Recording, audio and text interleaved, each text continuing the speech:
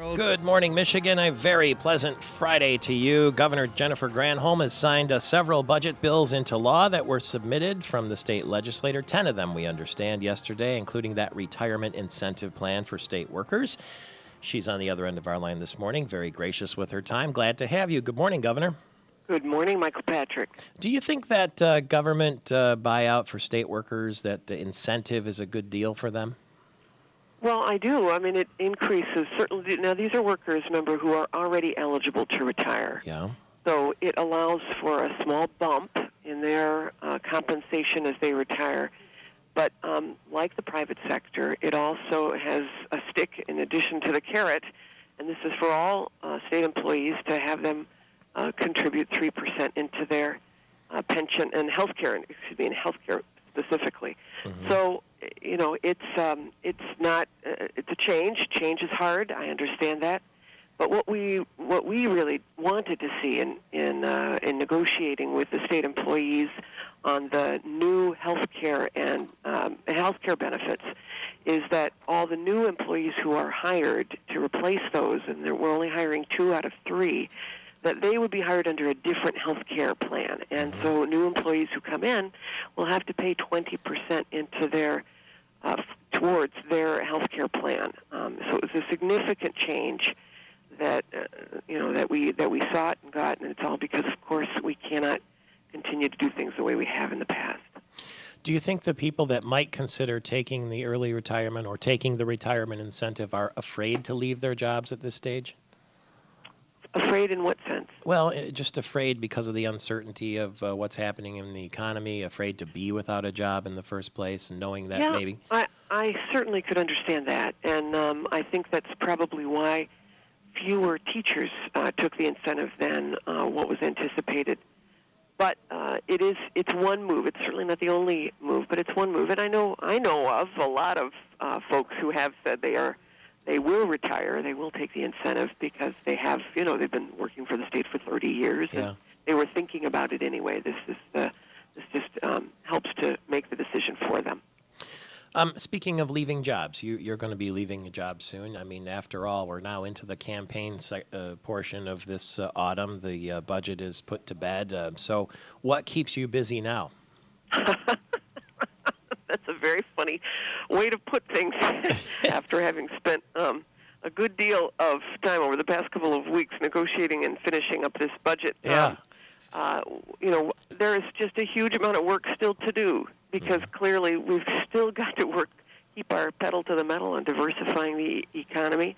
I'd like for the legislature, when they come back for a lame duck, to finish up a number of pieces of business that I had asked them to do at the beginning of the year. Yeah. They can still take a significant step toward solving the structural issues in the budget. I hate to have the next governor come in and have to do in the first month a very significant lift in terms of a budget presentation. But the bottom line is, we're not going to stop working until the very last day. Speaking of the next governor, do you think that Virg Bernero, by all accounts, somewhere between 12 and 20 points behind at the moment, can come from behind and succeed you as the next Democratic governor? And if so, how would he do that?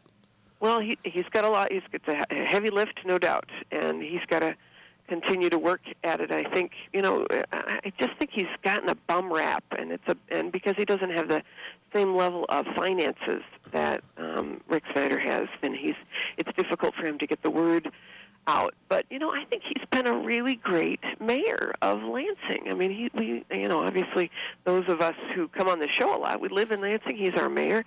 Mm-hmm. The Chamber of Commerce here endorsed him. He's never raised taxes. He's had to go toe to toe with some of the public employee unions. It hasn't been certainly anybody who's been a mayor in this period of time has had to deal significantly with belt tightening.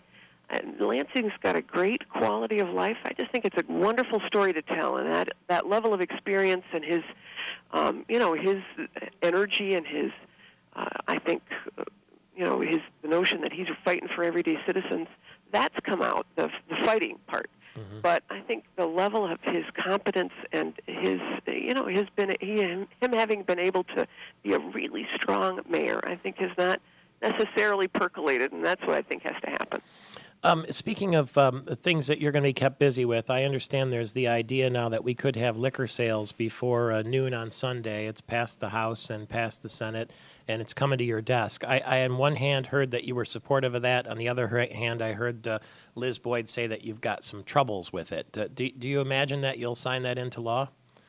Well, it hasn't come to my desk yet, so we're evaluating it. And what I have liked about it's something that I have proposed before, is loosening up some of the regulations surrounding the sale and distribution of alcohol in Michigan, because a lot of the regulations come from the time when people were much more conservative about the sale of liquor. I think Sunday sales, for example, are a bit anachronistic, but there are some things in that bill that I don't like, and it popped at the very last minute. It went from an 8-page bill to a 58-page bill, and was passed by both chambers in one day. Mm-hmm. So there are provisions in that bill that I have vetoed in the past as it came separately. So I'm going to look at it. So it's not the premise overall; it's some of the details in there that you really have to study. And some of it may be more technical than anything else. I see. Because you don't want to begrudge anybody who wants a Bloody Mary on Sunday morning at brunch, right? Michael Patrick, I recognize who I'm talking to. Thank you very much. All right. I'm thinking about what you're going to do after you leave office, and it's been sort of ruminating in my mind, and I keep wondering. What do you think about the idea of you replacing Oprah Winfrey when she retires? Oh, for Pete's sake. I would not say. Oh, you crack me up. Hey, I heard that Anderson Cooper's getting that job. No, I think that you should. You're a fine communicator. You could just think. You could then be. Just think how rich you would be, and you'd be. Maybe that's projection on your part. You would make a good Oprah Winfrey. Oh no! I'm not even in your league. Now, hey, let me ask you this about another powerful woman. David Gregory this weekend on Meet the Press raised the idea of Secretary of State Hillary Clinton mounting a primary charge against President Obama, and the polling shows she'd get 37% against Obama's 52% at the moment. Do you think in any kind of scenario that could happen? Not going to happen. No. No, I mean, she works, she's his Secretary of State. There's no way that's going to happen. All right. His polling data is really bad right now, last I saw, too. Something like 37% of people think he should be returned to office at this stage. He's only been in office 2 years. I know you were with him on Monday. What's his mood, and why do you think his polling data is so bad? Well, I think any incumbent's polls are upside down now, and obviously people are frustrated about the economy. I was with him on Monday. This is another example of the steps he's taking. This Small Business Credit Act, which is why I was in the White House to be part of that, to witness that signing, because part of that was modeled after Michigan's program. I know you had a few people on a couple of days ago talking about this. Mm-hmm. This is a great program for small businesses. It allows them access to credit and capital that we've all been clamoring for, and it helps the small banks, the business community, universally supported it. The Small Business Association across the country were weighing in, saying this is really necessary.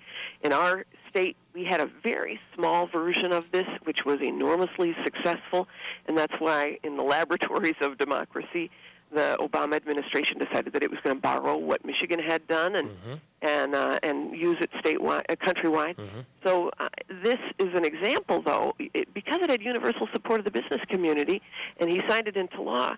Yet it took forever to get it passed. Why? Because 2 Republicans in the Senate finally came over, but the Senate Republicans were saying no.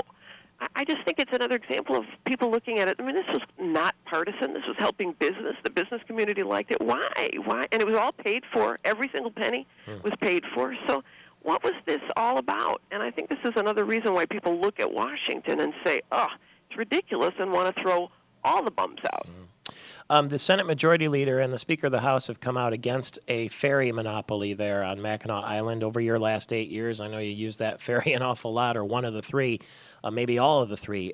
Would you also be against a single ferry system monopoly there going back and forth to Mackinac Island, or is that something that you wouldn't weigh in on? No, I think they're right to be concerned about it. Monopoly obviously causes great concern with respect to pricing. And I know that the Mackinac City, the reason why this was proposed is to prevent the continued hiking of the prices going across that ferry so that everyday citizens can come across. But I think you can get to that in a way that doesn't just create a monopoly. Okay. Well, have you had your last weekend at the house up there yet?